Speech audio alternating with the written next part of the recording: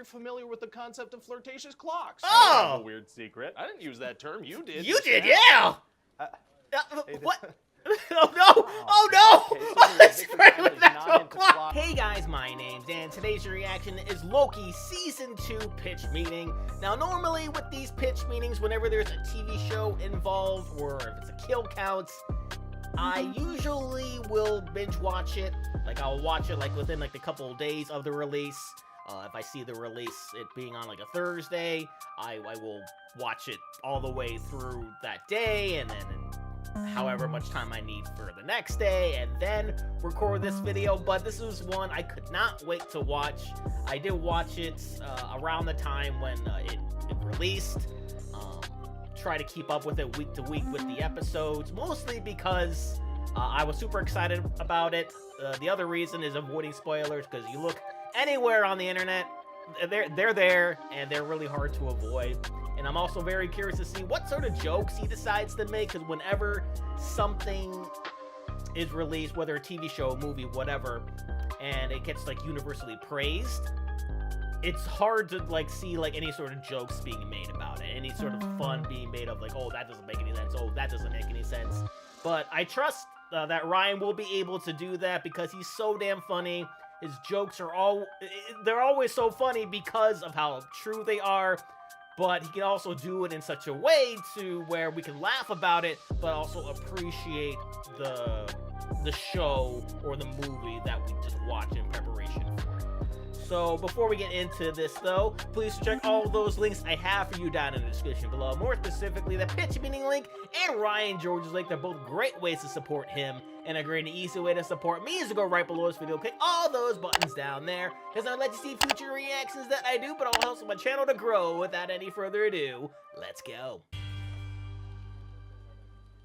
So, you have some new Marvel content for me? Yes, sir, I do. Oh boy, and I gotta say, this strategy of ours to dump hours and hours of Marvel content onto Disney Plus, yeah, it was maybe a mistake. Oh. Yeah, we might have messed up on that. Anyway, too late to stop now, so what's next? Well, I was thinking we do Loki Season 2. Oh, everybody's favorite villain that hasn't been an actual villain in about 10 years. Exactly. I say we double down on this show because it was one of the few ones people actually seem to like. Very true. So what's gonna happen to Loki this time around? Well, you know how in Season 1, Loki kind of learned to make selfless decisions for the greater good? Sure. Well, in this season, he's gonna learn to make selfless decisions for the even greater good. I like that. So after Sylvie killed He Who Remains at the end of Season 1, Loki starts doing this thing called time slipping. What does that mean? It means he glitches like a video game character and uncontrollably jumps around to different times and places. Interesting. Yeah, and since he's going back in time, that means he can do stuff then that affects the future. I feel like that's not the explanation we had for time travel in Avengers Endgame. Yeah, well, time works differently at the TVA. Sure does.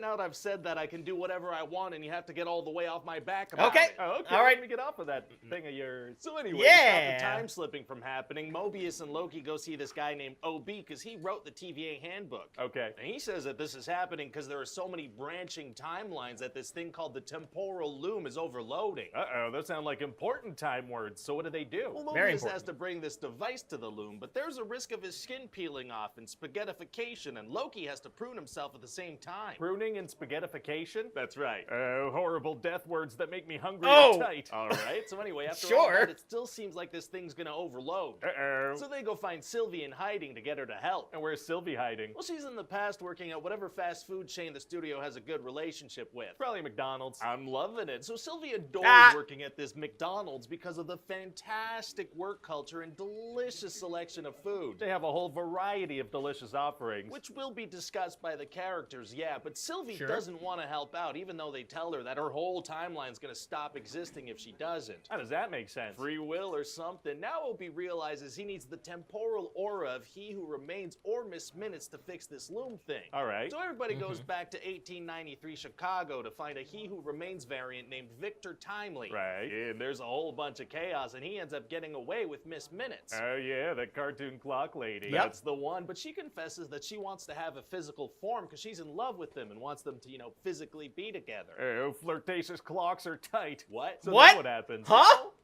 No. What did you mean by that? Yeah, what did you mean? You imply that you're very familiar with the concept of flirtatious clocks. Oh! I have a weird secret. I didn't use that term. You did. You did, yeah! What? Oh no! Oh no! Okay, so Oh, anyway, that's Victor great Timely's with that not into clock. clocks in that way, so he shuts her down, and then the good guys manage to bring him to the TVA. Oh, well, good for them. And Victor Timely's gonna be like, oh, what is going on? Well, what's that voice you're doing? Well, he's a big old smart science nerd, so he talks like that. Oh, he does? Yeah, he talks like Donald Glover at the 2-minute mark of the Derek comedy sketch Jerry from 16 years ago. What? Yeah. Kind I of a don't super remember. specific reference. It's accurate. I just don't know that anyone's familiar with that. And they I should type didn't Derek remember it. comedy Jerry into the YouTube search bar and see how Donald Glover talks at the 2-minute mark. Where are you looking? You got a freaking clock over there? No, and so then they need to send Victor to fix the loom, but he turns into spaghetti, and then everybody turns into spaghetti. Terrifying and delicious. But turns out that Loki survives the pasta dish attack because he's the main character. Oh, so what does he do? Well, he starts involuntarily time-slipping to the other characters' original lives. Are we gonna see Owen Wilson on a jet ski? Yes, sir, we are. That weird specific desire that we implanted in everyone's brains in season 1 is going to be paid off, kinda. Oh, wow, wow, wow. Wow. So now Loki has to get the whole team back together and Oh, try to listen, fix the wow. loom again. A lot of loom repair attempts. But Sylvie doesn't want to help. Even though she's been told that her reality will stop existing? That's right. Wow, she kind of sucks, huh? Gonna be tough to get her to join if that doesn't convince her. Actually, it's going to be super easy. Barely an inconvenience. Oh, really? Yeah, see, eventually her reality does turn to spaghetti, so then she decides to help out. Ugh. So they try to fix the loom again, but everything turns to spaghetti because they're too late. Mamma mia. But then Loki figures out how to control his time slipping, so he sets out to fix this loom earlier. So what does he do? Well, he spends centuries learning about physics, but every time Victor goes out, he still turns to spaghetti. Why does Victor the human have to be the one to go? Why can't Loki the god go? Well, because Victor's the one who invented this thing, so if there are problems, he can solve them. Can't Loki have Victor troubleshoot through a communicator? Hey, shut up. So then Loki goes to see He Who Remains at the end of time, who's like, hey, you can save the loom by killing Sylvie before she kills me. Right. But Loki's like, I will not kill Sylvie. She's the best. She's not. So then No, Loki she really realizes isn't. He can destroy the loom and rejuvenate all the timelines and make them into a tree-like structure and hold them. How? Magic. That works. So now he's essentially sacrificed himself to oversee all the timeline branches all alone at the end of time forever and ever. Wow. Well, we've come a long way from the Loki that attacked New York City Sure. like a week before this. Yeah, like a week ago, but also centuries have passed since then. It's a big character transformation. Sure. Major transformation. He truly did replace a sewing device. Well, don't say it like A that. sewing Sorry, device? What do you think? Oh, honestly, I think it's great. You know, you have a show with a distinct voice and a unique style, focusing on characters. It's good. Thank you. It's really good. In fact, I'd go Yeah. so far as to say that nothing could put a damper on this.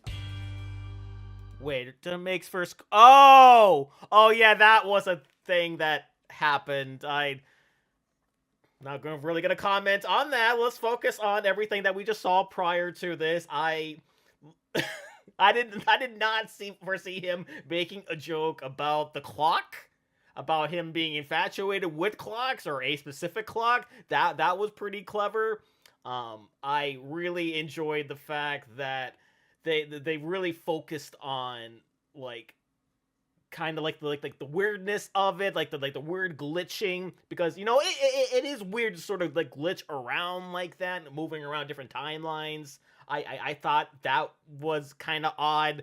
I did like the fact that he also pointed out about Sylvie, about her not being really that likable, because I certainly didn't like her post season 1, because what I was hoping for, what they would do with her was not necessarily like regret what she did, but like want to like fix all of the chaos that she caused by killing He Who Remains, right? And you know, there was that fight that Loki and her had together, and she kept on saying, you gotta kill me. You gotta kill me to do this. You gotta kill me to do this.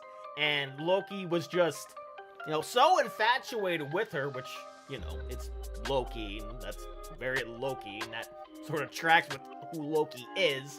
So I could see why he wouldn't want to kill her, but Sylvie never really redeemed herself, because she did go and help, but it took a lot to get her to help, and she never took credit for anything.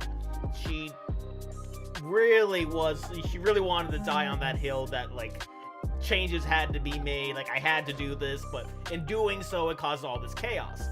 But then that would cause Loki to learn a lot more about himself, and then instead of sending He Who Remains' variant in order to doing it, he finally realizes, okay, I gotta do it. I gotta be the new god.